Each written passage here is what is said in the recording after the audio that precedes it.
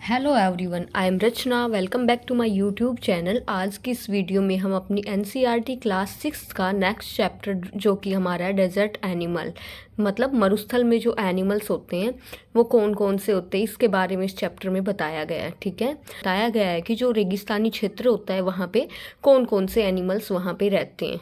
तो चलिए आज की इस वीडियो को शुरू करते हैं डेजर्ट एनिमल इस चैप्टर की समरी के साथ। तो सबसे पहले आपको बताना चाहूँगी रेगिस्तान। रेगिस्तान क्या होता है? जहाँ पे बारिश वारिश नहीं होती, ज़्यादातर वहाँ पे सूखा ही रहता है और वहाँ पे बहुत सारे महीने ऐसे होते हैं जहाँ कोई भी बारिश नहीं होती, बहुत साल भी बीत जाते हैं बिना बारिश के।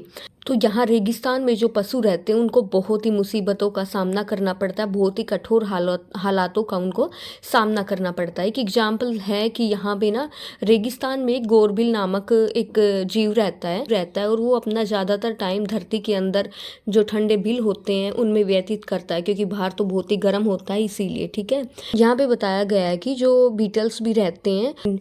फिर आगे सांपों के बारे में बताया गया है कि सांपों की लगभग 2300 से ज़्यादा किस्में होती हैं और सांपों की लंबाई के बारे में बताया गया है कि उनकी लंबाई 15 सेंटीमीटर से लेके और 11 मीटर तक की उनकी लंबाई होती है। और बताते हैं कि कुछ सांप तो इतने जहरीले होते हैं कि अगर वो काट लें तो कुछ भी नहीं बिगड़ता है, लेकिन कुछ बहुत ही जहरीले होते हैं कि अगर वो आदमी को काट ले तो इंसान की मृत्यु भी हो जाती है। फिर एक बहुत ही भयानक प्रजाति सांप की प्रजाति के बारे में बताया गया है कि उनकी जो आवाज़, उनकी खड़खड़ाहट है उसको 30 मीटर तक भी सुन सकते हैं हम। ये बिल्कुल बिजली की तरह ही तेज़ी से एकदम से आक्रमण कर देते हैं।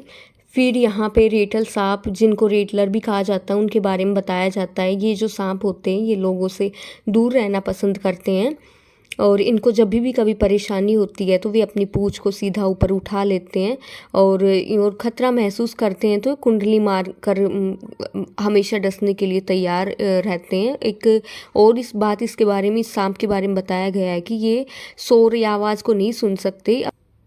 फिर बताते हैं कि ये सांप ना भूमि के कंपन को फील करता है। यदि कोई व्यक्ति सांप के पास से गुजरता है तो इनको पता चल जाता है कि हाँ, कोई मेरे पास से यहाँ से जा रहा है। ये जो चूहे होते हैं, चूहियाँ, गिलहरियाँ और अन्य जो जीव होते हैं, इनको ये सांप खाते हैं।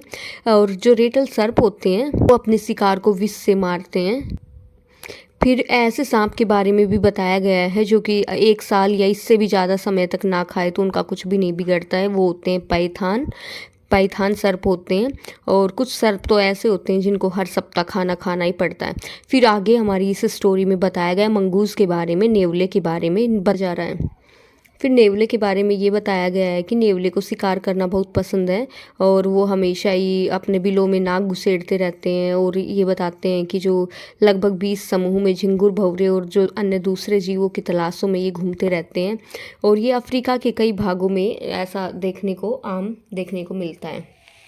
बारे में बताया गया है कि इनको शिकार करना बहुत पसंद है और ऐसा होता है कि अगर इनके ऊपर कभी कोई खतरा मंडराता है तो एक दूसरे को इशारों में ये बता भी देते हैं, अपनी आवाज़ में दूसरे नेवलों को सूचित भी कर देते हैं। नेवलों के बारे में बताया गया है कि ये सर्पों को मारने के लिए प्रसिद्ध भी हैं। उनकी प्रतिक्रिया इतनी तीव्र होती है कि वे सांप के प्रत्येक की हर एक सांप के हमले से बच जाते हैं। वे हमेशा शोर करते रहते हैं। जब कुछ देर के बाद सांप थक जाता है तो वे मारने के लिए तेज़ी से सांप के ऊपर कूद पड़ते हैं और इस तरह से सांप को ख़त्म कर देते हैं। फिर आगे बताया गया है कि जो मादा नेवले होते हैं उनको बच्चों का जन्म देने का समय लगभग एक ही होता है और उनके बच्चे होते हैं उनका पालन पोषण पूरे समूह के द्वारा किया जाता है।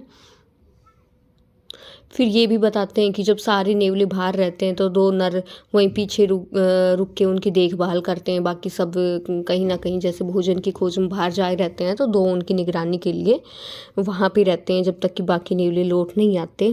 फिर एक अन्य जानवर के बारे में यहाँ बताया गया है जो कि है ऊँट। ऊँट को रेगिस्तान का जहाज भी कहा जाता है। फिर ऊँटों के बारे में बताया गया है कि जो ऊँटों की खाल लंबे उलझे बाल युक्त होती है और शीतल रहने के लिए गर्मियों में उनकी खाल छोटे साफ बाल युक्त होती है। एक प्यासा ऊँट केवल 10 मिनट में 30 गैलन जल पी सकता है। कहने का मतलब ये 30 गैलन्स का मतलब कि ऊपर तक भरे हुए जो 500 ग्लास पानी ये पी सकता है।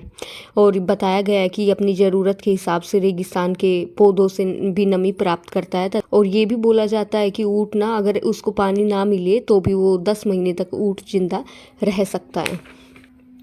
फिर हमारे इस चैप्टर में ऊँटों की दो किस्म के बारे में बताया गया है। एक तो ड्रोमेडैरी नाम से जाने जाते हैं और जिनके तो सिर्फ एक ही कुबड़ होता है, और दूसरे टाइप के ऊँट होते हैं बैक्टीरियन बोला जाता है, जिनके दो कुबड़ होते हैं। और ये कुबड़ संग्रहण का काम करते हैं, लेकिन वो जल का संग्रह नहीं करते हैं, बल्कि इनका कुबड़ जो होता है ना, इसमें एक्स्ट्रा चर्बी भरी होती है। जब भोजन की कमी होती है तब ये जो चर्बी है यही ऊँट को पोषण करती है। उनको कई दिन तक खाने के लिए कुछ भी ना मिले तो इनका जो कुबड़ होता है वो सिकुड़ जाता है, क्योंकि इनकी चर्बी तो ऊँट के इस्तेमाल में आ जाती है, इसीलिए इनका कुबड़ सिकुड़ जाता है। जीवन के और भी बहुत सारे तरीके हैं जो कि मरुस्थल में ऊँटों के लिए अनुकूल बनाते हैं।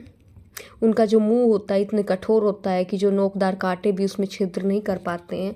तो इन सब एनिमल्स के बारे में हमारे इस चैप्टर में बताया गया है। तो इन शॉर्ट हमारे इस चैप्टर में बताया गया है किस किस के बारे में। गोरबिल के बारे में बताया गया है, बीटल के बारे में बताया गया है, सांप के बारे में बताया गया है, नेवले के बारे में बताया गया है, और ऊँटों के बारे में बताया गया है, कैसे ऊँट मरुस्थल में रहने के अनुकूल होते हैं। तो यहीं पे होती है ये स्टोरी हमारी एंड। होप आपको ये समरी अच्छी लगी होगी। If you like my videos please like share and subscribe my channel. मिलते हैं नेक्स्ट वीडियो में, तब तक के लिए bye bye, take care, have a nice day.